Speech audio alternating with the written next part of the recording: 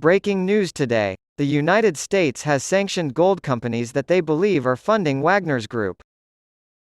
The United States will keep going after the Wagner Group's money to stop its growth and violence. The United States Department of the Treasury says the United Arab Emirates, the Central African Republic, and Russia each had a company sanctioned by the United States Department of the Treasury. Picture by Anadolu Agency, Getty Images. Why? U.S. sanctions gold companies suspected of funding Wagner's group. The United States will keep going after the Wagner Group's money to stop its growth and violence. The United States Department of the Treasury. The United States has renewed its attacks on Russia's Wagner Group, this time targeting businesses it believes are providing the mercenary force with money through illegal gold trades. U.S. Treasury Secretary Steven Mnuchin announced Tuesday that sanctions had been placed on 4 entities in the United Arab Emirates, Central African Republic, and Russia for their alleged ties to the Wagner Group and its CEO, Yevgeny Prigozhin. According to the Treasury, the company's illegal gold trades helped the militia maintain and grow its armed forces across the globe, including in Ukraine and some countries in Africa. According to Brian Nelson, the Treasury's Under-Secretary for Terrorism and Financial Intelligence, the Wagner Group funds its brutal operations in part by exploiting natural resources in countries like the Central African Republic and Mali. The United States will keep going after Wagner Group's money sources to curb its global expansion and violence.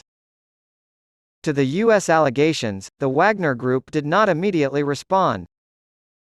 Although actions against the Wagner Group had been planned in advance, they were temporarily shelved so as not to appear to favor either Yevgeny Prigozhin, leader of the mercenaries, or Vladimir Putin, president of Russia. Wagner has expanded into a global mining empire with Middle Eastern and African fighters, many of whom were recruited from Russian prisons to serve as his men in the Ukraine.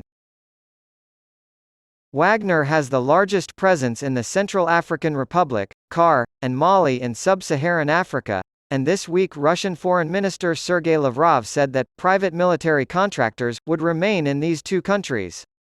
Both countries have accused the group of committing widespread atrocities. Early Tuesday morning, State Department spokesman Matthew Miller renewed his criticism of the Wagner mercenaries, who have been accused of widespread abuses in Africa, in a preview of the sanctions that would be implemented later that day. "We believe Wagner leaves a path of death and destruction wherever they go." Miller told reporters that the mining companies harm local populations while taking money, minerals, and other resources from the areas where they operate. "So we'll keep telling African and other governments to cut ties with Wagner," he said. Sanctions have been placed on Wagner and Prigozhin by the United States in the past.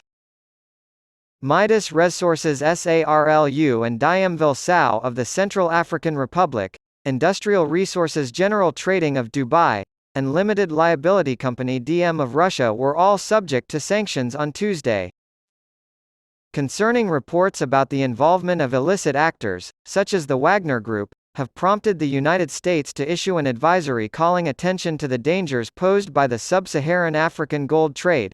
And everyone is welcome to read it for free, as we provide it. We do this because we think everyone should have access to the same data. More people can be aware of the forces at work in the world, learn how those forces affect individuals and communities, and be motivated to take constructive action as a result. Access to free, high-quality, honest news can help millions of people worldwide.